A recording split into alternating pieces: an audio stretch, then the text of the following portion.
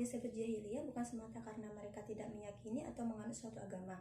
Bahkan realitanya, bangsa Arab adalah bangsa yang sudah berinteraksi dengan aneka keyakinan keagamaan. Keberadaan agama-agama itu meskipun tidak meninggalkan pengaruh yang berarti, namun telah membantu mereka untuk mengenal agama baru yang dibawa oleh Nabi Muhammad SAW, yaitu agama Islam. Yang pertama yaitu agama Majusi. Majusi adalah istilah Al-Quran untuk menyebut penganut Zoroaster. Penganut ajaran ini berkembang di Iran dan sekitarnya, wilayah kebudayaan dan peradaban bangsa Persia. Ajaran ini telah menjadi agama resmi kekuasaan dinasti Sassaniyah sebelum kedatangan ajaran Islam. Islam mengakui agama ini sebagai agama wahyu dan pengikutnya sebagai ahlul kitab dengan status ahlu al-zimmi. Ajaran atau agama Majusi di sekitar 700 atau 800 sebelum Masehi didirikan oleh Zarathustra. Zarathustra menciptakan himne-himne Gatha yang kemudian disusun dalam kitab penganut Zoroaster yaitu Zen Avesta. Ajaran-ajarannya mempengaruhi beberapa agama yang muncul setelahnya, yaitu tentang kebangkitan postmortem, keberadaan jiwa, gelombang dan neraka, akhir dunia, dunia yang mengikuti sebuah peperangan antara kekuatan dan kejahatan, serta kepercayaan atas hari-hari. Penganut ajaran Majusi tersebar di daerah timur Jazirah Arab, yaitu Oman, Bahrain, dan Yamama. Daerah-daerah sebelumnya berada di wilayah pengaruh politik dan budaya bangsa Persia. Yang kedua yaitu agama Yahudi. Istilah Yahudi berasal dari kata hada yang berarti kembali dan konsep. Agama Yahudi diakui sebagai agama wahyu dan pengikutnya disebut sebagai ahlu al-kitab dengan status ahlu al-zimmi. Ajaran Yahudi bersumber dari kitab suci yang diturunkan Nabi Musa.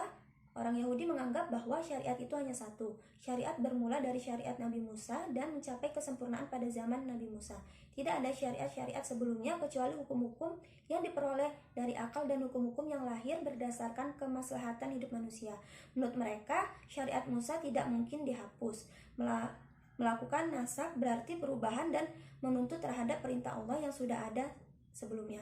Konsep ajaran Yahudi inilah yang menjadi dasar kaum Yahudi menolak kehadiran syariat Islam yang dibawa oleh Nabi Muhammad SAW. Yang ketiga yaitu agama Nasrani atau Kristen. Agama Nasrani atau di Indonesia secara resmi disebut agama Kristen pada masa sebelum kedatangan Islam disebut sebagai agama Samawi yang banyak dianut oleh bangsa Arab. Salah satu tokoh Nasrani yang terkenal dalam sejarah Islam adalah Waraqah bin Naufal bin Asad bin Abdul Uzza bin Qusay al-Quraisy. Ia adalah sepupu tertua dari jalur ayah Khadijah, istri Nabi Muhammad SAW. Waraqah bin Naufal adalah seorang imam Nestorian yang dikenal sebagai salah seorang Kristen yang membenarkan berita kedatangan Nabi baru, yaitu Nabi Muhammad SAW. Agama Nasrani atau sering juga disebut agama Masih ini tersebar luas di Jazirah Arab karena beberapa faktor seperti faktor geografis, historis, politik, ataupun ekonomi.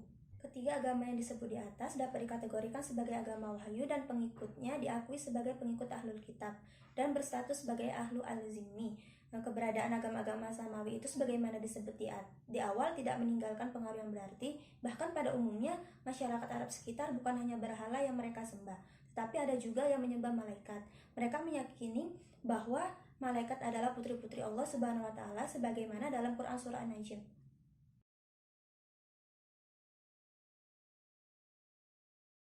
Yang pertama yaitu sistem peribadatan. Mulanya bangsa Arab Quraisy mengikuti ajaran Nabi Ibrahim yaitu agama Hanifiyah. Namun seiring berjalannya waktu, ajaran tersebut mengalami perubahan yang tidak bertanggung jawab dari para pengikutnya. Hingga muncul berbagai ajaran yang meragukan seperti menyembah berhala yang dibawa oleh Amir bin Luwai al-Khuzai. Pada saat itu, bangsa jahiliyah mulai banyak yang menyembah berhala atau patung-patung. Bentuk pemujaan lain yang dianut bangsa Arab pra-Islam adalah yang pertama menyembah malaikat. Yang kedua menyembah jin, ruh leluhur, dan hantu, serta menyembah bintang. Bangsa Arab jahiliyah juga banyak yang percaya tahayul, misalnya mengikatkan rumput kering pada kambing jika mengharapkan hujan. Yang kedua yaitu kehidupan sosial budaya. Bangsa Arab memiliki sejumlah suku dan karakter khas. Secara sosiologis telah mendorong bangsa ini untuk saling bersaing yang pada ujungnya melahirkan perang antar suku. Moral dan perilaku mereka sangat rusak yang terbukti dari kebiasaan judi dan minum-minuman keras. Bahkan tak jarang mereka merampok sehingga sering menimbulkan peperangan antar suku. Buruknya moral juga tercermin dari tradisi mengubur bayi perempuan hidup-hidup. Masyarakat Arab pra-Islam yakin anak perempuan tidak berguna dan hanya menyusahkan orang tua, hingga mereka merasa terhina apabila mempunyai anak perempuan. Dengan kondisi ini, sebutan jahiliyah pada bangsa Arab pra-Islam tidak berarti bodoh. Menurut sejarawan Islam Ahmad Amin, jahiliyah merujuk pada kebiasaan melawan kebenaran meski telah mengetahuinya.